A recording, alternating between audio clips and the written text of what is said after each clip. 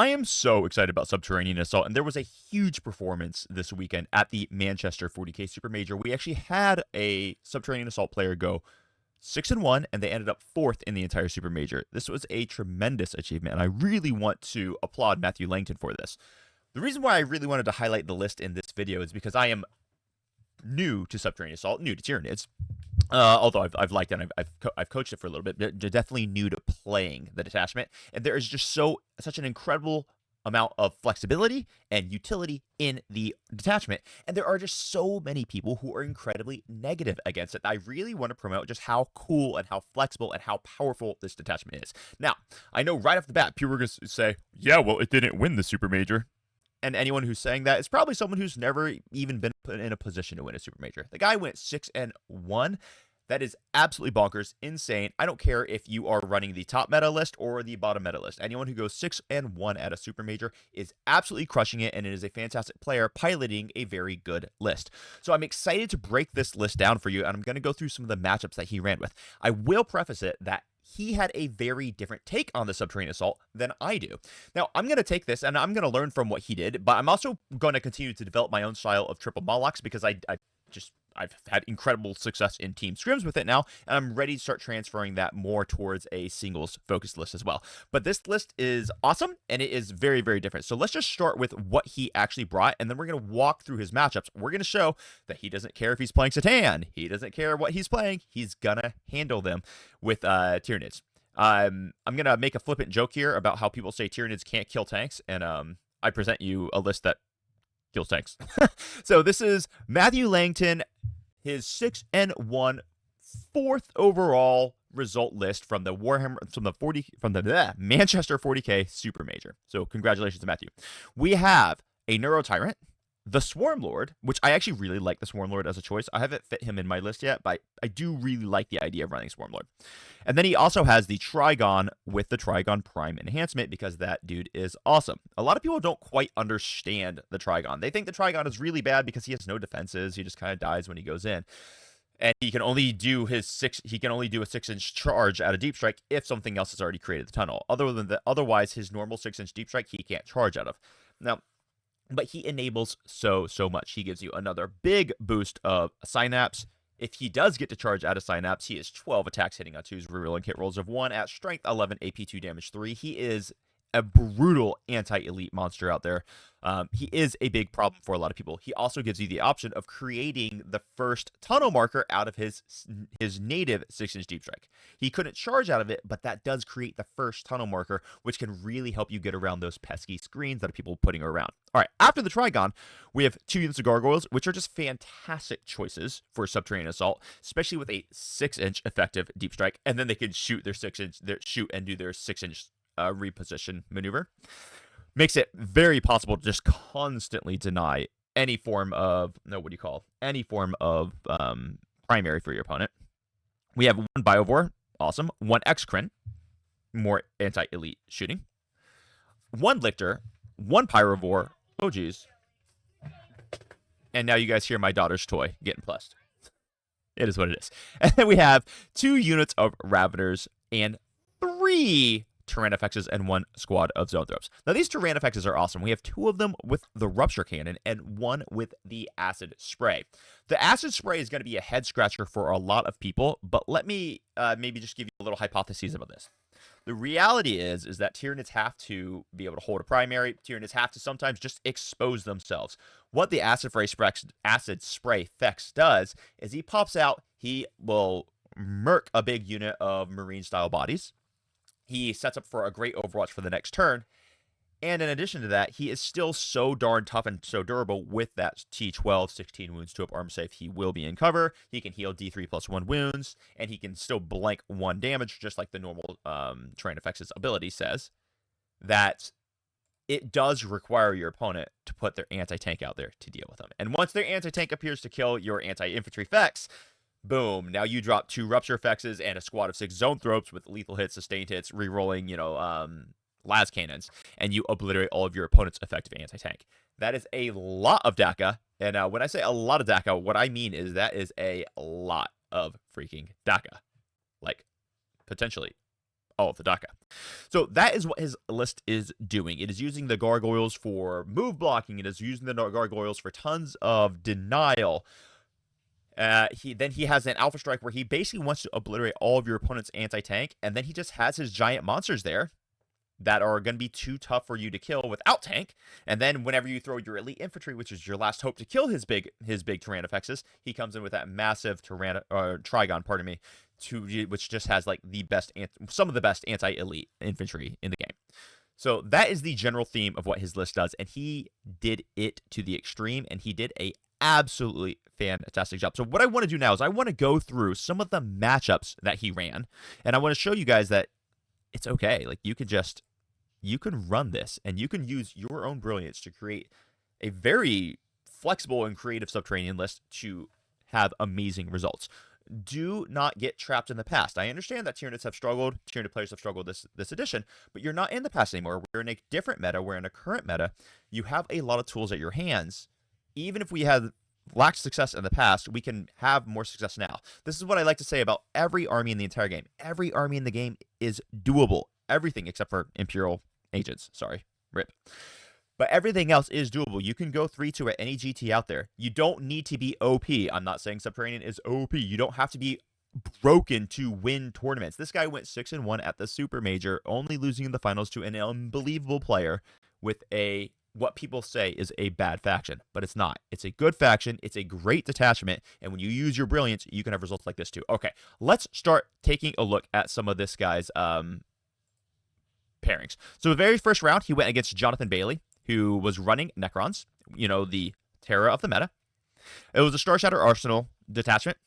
It was running the Silent King, double Satan, so Deceiver Nightbringer, 1 Hexmark Destroyer. He's going to have the -1 damage enhancement, so the Silent King is basically as unkillable as the Satanar. Emo took the Stormlord for the bonus CP. Nexstar a Minotaur, because that dude is... That dude's ludicrous for his cost. You're just going to take him. 1 Technomancer to run with some Wraiths, 1 Locust Heavy Destroyer, 1 Ophidian Destroyer, 1 Scorpec Destroyer, and 1 Stryox Darker. This army is hard, it's amazing, it's fast, it deals lots of damage, and it's just doesn't die. Because the Silent King in this detachment, when he gets that -1 damage, is a big problem. But clearly Matthew Langdon, with his triple fexes and all of his zones, had enough to push through, because he did come out with a fairly convincing win of a 95 to a 71. So congratulations, Matthew. That was awesome. Now let's go to round number 2. When we look at round number 2, we're going against Neville George with the Adeptus Custodes. Now, Tyranids do have an inherent advantage against the Adeptus Custodes. Tyranids have right about the best anti-elite infantry units in the game, between Excrons with their AP3 flat damage 3, your Trigons with the AP2 damage 3 in melee. Yeah, I know people are going to say Trigons suck, but against the specific data sheet or data roll against I guess the roll, we would say, the elite infantry flat 3 wound infantry with 4 invulns, they're really, really good. So I think Matthew really took it to him. Let's see which detachment this was. This is a Golden Tide. This was Shield Host, yeah. And I do think Shield Host is my preferred way to play Custodes. I know people are really hot on the triple Land Raiders in the Talons detachment, and that is a very, very powerful way to play Custodes, but this is my preferred way to play is Shield Host. So we had 1 Blade Champion and 1 Shield Captain, which is a little bit of an odd choice. He does have the redeploy enhancement. I'm not quite certain on why he chose that, but to each their own. He has 1, 2, 3, 4 squads of Custodian Guard. In each Custodian Guard squad, he took 1 guy with the shield to give them +1 OC, which applies even for battle shots because it's an OC modifier. And he also gives them 1 guy in the squad to have 4 wounds, which could really break up some of that damage 3 that's going to be coming out of Matthew's detachment, which is a very, very useful thing. Then he has 2 Caladius Gravity Tanks, which are incredible anti-tank units, so they're going to be having a shoot-off with the Tyrannofexes. 2 squads of Wardens, one's going to be with a Blade Champ, the other one's going to be with a Shield Captain to proc the -1 to be wounded. And I think we got Prosecutors, Witch Seekers, and Witch Seekers. So this is a hard matchup for the Custodes, but they definitely had good tools, and it looks like they kept it fairly close, but Matthew was able to pull it out in the end, which is reasonable because, I mean, Tyranids don't really struggle with elite infantry all that much. All right, after that, we see Matthew with a lower scoring win against Astra Militarum, and this was a 62 to a 46. Now, it is worth noting, by the way, that this was on the UKTC, which UKTC terrain is a little bit different than your GW or your WTC if you're not used to it. What UKTC terrain really does well is they reward fast guns, but they also have the best staging in the entire game. So if you're like a melee heavy army or an elite heavy army or elite infantry army, you love UKTC because you've got the best staging points to give yourself board control out of anywhere. But fast guns have great open lines in between these staging points. So I actually really like UKTC terrain. I just don't like the way that UKTC tournaments are done, because the way they're done is every tournament is the same. You start with the same mission on the same map, and then you end at the same mission, same map. So it progresses in the same way. I don't really enjoy that, even though I think I kind of love the UKTC maps. So it's kind of a whatever. All right, and then Matthew, he also played against, this is the Grizzled Company. One Acadian command squad with a commissar, Gonskos, blah, blah, blah. Militaris Tempestus Scion squad. One Rogodoran commander. Slimarbo, Chad. Catechins, Cadians and Catechins.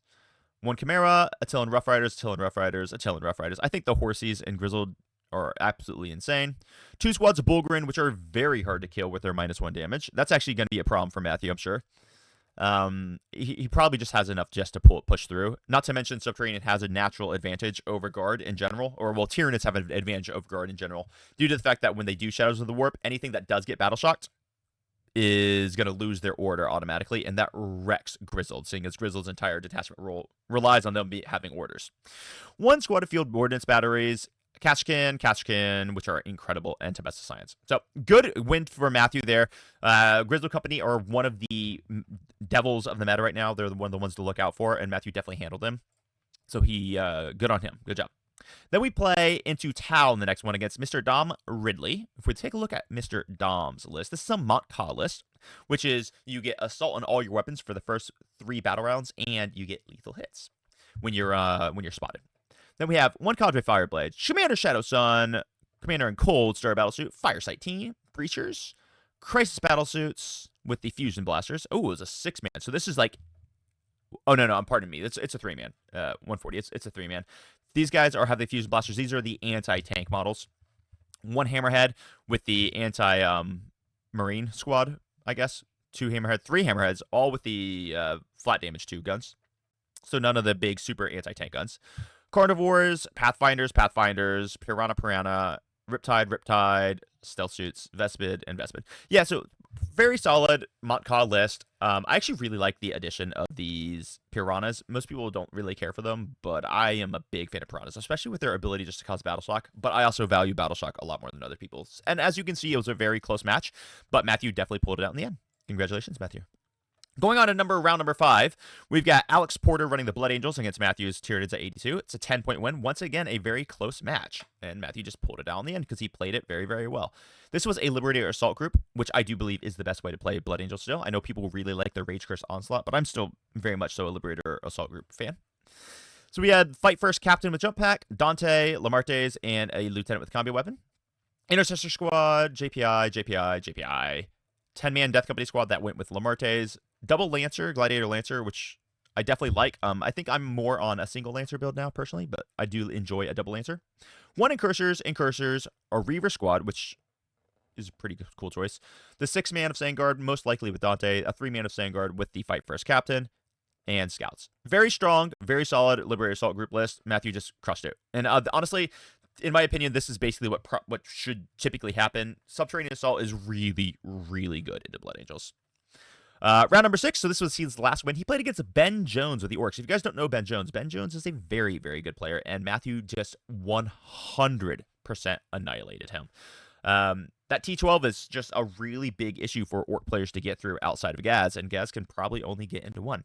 So it was running Beast Boss, Big Mech with Gaz Brick, War Boss. Oh, a 20-man Beast Naga Brick, which is interesting. A truck, Battle Wagon. Double Battle Wagon is by far my preferred way to play Tyranids, or I'm sorry, Orcs. But it does not like double Rupture Effects, I can tell you that. Break a boy, Gretchen.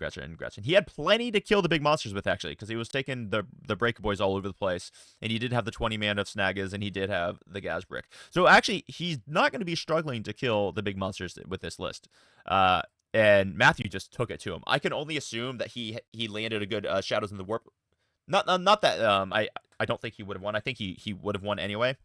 But I can only assume that the score is such a big deal because Matthew most likely landed a massive Shadow of the Warp that turned off any chance of a good Wa turn for the Ben here. And then the last round, this is the one that Matthew did lose. So this is after the cutoff. He did lose to David Gaylord, who is a phenomenal player as well. And David was running a Space Marines army. Oh, sorry, I clicked on the wrong button. Pardon me. Let's click View List. All right. He was running a Blades of Ultramar detachment. Well, that's the one where you can give like -1 to wound or Land Raider and stuff. So he had Marne's Calgar and Guilliman, so the double leader list. Uriel, the Wardens of Ultramar, Intercessor, Ballistus, Incursor, Predator Annihilator, Rep X. Rep X with like reroll hit rolls and +1 to wound from the Oath of Moment is just so good. And it can get extra AP using its Storm of Fire. I don't know what that's called, Blade of Arjamar, but Storm of Fire is the normal strat to give him +1 AP and ignore cover. We got Scouts, we got the big 20-man unit of Starngard Vets, which is just awesome, and a 3-man of Victor Sonneguard. So David Gaylord did take it in the end. It was, once again, not that far off. It was a 67-87, so 20-point game, so within striking distance. Honestly, Matthew, congratulations. You did awesome. You did end up in 4th place, and that is just absolutely fantastic. Only losing to the undefeated 2nd-place player. This was a great showing, and I love seeing the differences in how lists can be built utilizing this detachment. So, guys, put your thinking caps on. Let's actually start coming up with some things. It is possible. You can do well with it. Even if you've been beat up in the past, even if you've like had things that have messed up for you in the past, let's reset our brains and let's focus on how this list can run. Clearly, his list is very different to the one that I posted. I'm going to go back to another GTT. I'm going to get you guys some more results so you can see the way I like to build also works. But use your thinking cap. Do whatever you think fits Subterranean and try to make it work. Matthew did an awesome job of doing it here, and I highly recommend you follow in his footsteps. So congratulations. I love Subterranean Assault, and I'm having a blast playing it, and I hope to continue bringing you guys some more content and some more hope about Tyranids. So with that, I'm off for today. Crump on. Bye-bye.